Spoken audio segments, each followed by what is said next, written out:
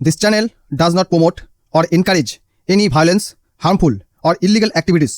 All content provided by this channel is meant for educational purpose only. বন্ধুরা, চট্টগ্রামে অবস্থিত assistant Indian high কমিশনারে একজন কর্মী ডিপ্লোম্যাট আকস্মিকভাবে মারা গেছেন।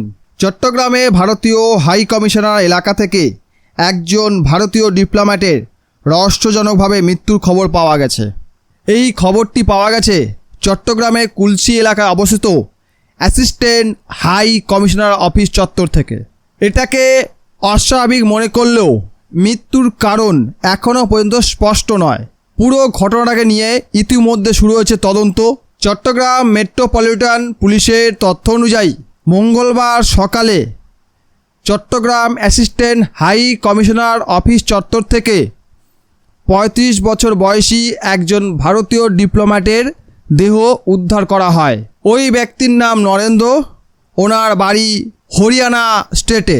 উনি অ্যাসিস্ট্যান্ট হাই কমিশনার অফিসে প্রোটোকল অফিসার ছিলেন। ঘটনার দিন সকালে ওনার ঘর থেকে কোনো রকম আওয়াজ না আসায় দীর্ঘক্ষণ অপেক্ষা করার পরে ওনার সহকর্মীরা ভীত হয়ে ওঠেন, তা সন্দেহ করেন এবং তারা চট্টগ্রাম মেট্রোপলিটন পুলিশকে খবর দেন। কিছুক্ষণের মধ্যেই পুলিশ ওখানে উপস্থিত হয় এবং দরজা খুলে দেখে ওই ব্যক্তি, যার নাম নরেন্দ্র, উনি যেই রুমে থাকতেন সেই রুমেরই বাথরুমের সামনে পড়ে আছেন। পুলিশ এসে নরেন্দ্র নিথর দেহ ময়না তদন্তের জন্য নিয়ে যায়। দেহটিকে চট্টগ্রাম মেডিকেল কলেজের মর্গে রাখা হয়েছে। ঘটনাটিকে ঘিরে তদন্ত শুরু করা হয়েছে এবং জায়গাটিকে ঘিরে রাখা হয়েছে। বাংলাদেশি সংবাদ মাধ্যমের তথ্য অনুযায়ী নরেন্দ্রর দেহ পাওয়া গেছে ডাটা এন্ট্রি অফিসের শৌচালয়ের সামনে। প্রাথমিক তদন্তে দেহের ওপর কোনো আঘাত বা সন্দেহভাজন কোনো চিহ্নের প্রমাণ পাওয়া যায়নি। এখন ময়নাতদন্তের রিপোর্ট না এলে তদন্তকারীরা কিছু বলতে পারবে না। এখনও পর্যন্ত মৃত্যুর কারণ স্পষ্ট নয়, তবে তদন্তকারী অফিসাররা মনে করছেন যে স্ট্রোক বা অন্য কোনো শারীরিক প্রবলেম থেকেই এই মৃত্যু হতে পারে। কারণ সহকর্মীরা জানাচ্ছেন যে নরেন্দ্র মৃত্যুর আগের দিনও সুস্থভাবে কথা বলছিলেন, চলাফেরা করছিলেন। সেই কারণে মৃত্যু নিয়ে আরও বেশি ধোঁয়াশা বাড়ছে এবং এটা যদি কোনো রকম বাংলাদেশি জামাতিদের চক্রান্ত হয় বা অন্য কোনো গোষ্ঠীর চক্রান্ত হয়, এতে বাংলাদেশ এবং ভারতের মধ্যে উত্তেজনা চরমে উঠবে। দ্বিতীয়ত, যবে থেকে পশ্চিমবঙ্গ সরকার রাস্তায় নামাজ পড়া নিষিদ্ধ করেছে তবে থেকে বাংলাদেশ জুড়ে আন্দোলন শুরু হয়েছে। লাউডস্পিকার বাজানো বন্ধ করা হয়েছে। এখানে শুধু যে ভারতবর্ষের পশ্চিমবঙ্গ রাজ্যে এটা বন্ধ করা হয়েছে বা নির্দেশ দেওয়া হয়েছে এমনটা নয়। বিশ্বের বহু দেশে মসজিদে বা ধর্মস্থানে লাউডস্পিকার বাজানো বন্ধ, নিষিদ্ধ রয়েছে। অনেক মুসলিম দেশেও নিষিদ্ধ রয়েছে, কিন্তু সেখানে কোনো রকম আন্দোলন হয় না, কোনো রকম প্রতিবাদ হয় না। ভারতের পশ্চিমবঙ্গে কি হলো না হলো সেই নিয়ে বাংলাদেশি জামাতিদের এত বেশি মাথা ব্যথা কেন, তাদের এত বেশি লাফালাফি কেন? এর পিছনে কি কোনো ষড়যন্ত্র রয়েছে? এর পিছনে কি এমন কোনো কারণ যার জন্য তাদের পায়ের নিচে জমি সরে যাচ্ছে? এই নিয়ে একটি ধোঁয়াশা সৃষ্টি হয়েছে। তবে এটা বলতে পারি, এই মৃত্যু যদি কোনো চক্রান্তের দরুন হয় এবং প্রমাণিত হয় যে এই মৃত্যুর পিছনে কারোর হাত রয়েছে, কোনো বাংলাদেশির হাত রয়েছে, তবে কিন্তু এর খেসারত গুনবে বাংলাদেশিরা।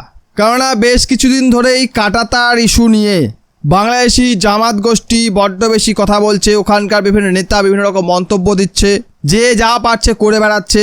কাজেই সন্দেহটা কিন্তু ঘনীভূত হচ্ছে যে কেন একজন সুস্থ সবল ভারতীয় ডিপ্লোম্যাট মারা গেলেন। এই নিয়ে আরও কোনো খবর এলে নিশ্চয়ই আমি জানাবো। তবে কাংলুস, তোরা একটু সাবধানে থাক, কেননা তোদের স্বভাব বা তোদের চালচলন মোটেই আমার ভালো লাগছে না।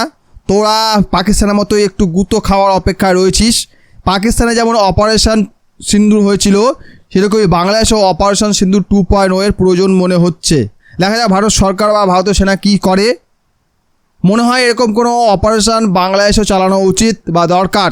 কারণ বাংলাদেশিরা যে ধরনের কথাবার্তা বলছে, যে ধরনের মন্তব্য করছে, ভারতকে যে ধরনের কটূক্তি করছে, তার জন্য বাংলাদেশকে শিক্ষা দেওয়ার প্রয়োজন রয়েছে। আর এখন যদি বাংলাদেশকে শিক্ষা দেওয়া না হয় তাহলে ভবিষ্যতে কিন্তু আরও কোনো বড় বিপদ আসতে চলেছে, আসতে পারে বাংলাদেশ থেকে। কেননা কোনো বাচ্চাকে যদি ছোটোবেলাতে আটকানো না হয়, সে যখন কচু গাছ কাটছে তখন যদি কোনো বাচ্চাকে আটকানো না হয়, পরবর্তীকালে সেই বাচ্চা ডাকাতে পরিণত হয়ে যাবে। তাই বাংলাদেশে যখন অ্যান্টি ইন্ডিয়া সেন্টিমেন্ট গ্রো করছিল, বাংলাদেশে যখন পাকিস্তানি গুপ্তচর, টার্কিশ গুপ্তচররা এসে বাসা বাঁধছিল, তখন কিন্তু ভারত কোনো আমল দেয়নি। ভারত ভেবেছে বাংলাদেশ তার সার্বভৌমত্ব রয়েছে, তাদের দেশে কি করলো না করলো আমার দেখা দরকার নেই। কিন্তু বর্তমানে আমরা দেখতে পাচ্ছি বাংলাদেশ পুরোপুরি ভারতের বিরুদ্ধে ষড়যন্ত্রতে লেগেছে।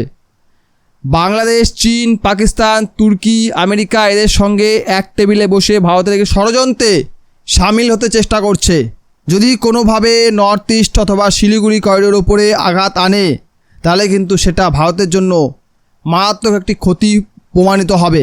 তাই ভারত সরকারের উচিত এই মৃত্যু নিয়ে সঠিকভাবে তদন্ত করা এবং তদন্তের রেজাল্টের ওপর ভিত্তি করে অ্যাকশন নেওয়া। যদি দেখা যায় স্বাভাবিক মৃত্যু হয়েছে, তাহলে এটা চুকে গেল। আর যদি দেখা যায় এতে কোনো বাংলাদেশি ইনভলভমেন্ট রয়েছে বা অন্য কারোর ইনভলভমেন্ট রয়েছে, তার এগেনস্টে ব্যবস্থা নেওয়া প্রয়োজন আছে। এই বিষয়ে আপনার মতামত কমেন্টে জানাবেন। ভিডিওটি ভালো লাইক করে দেবেন, কমেন্ট করবেন, বন্ধুদের সঙ্গে শেয়ার করে দেবেন। আমার চ্যানেল নতুন হলে সাবস্ক্রাইব অবশ্যই করবেন। ভিডিওটি দেখার জন্য অসংখ্য ধন্যবাদ।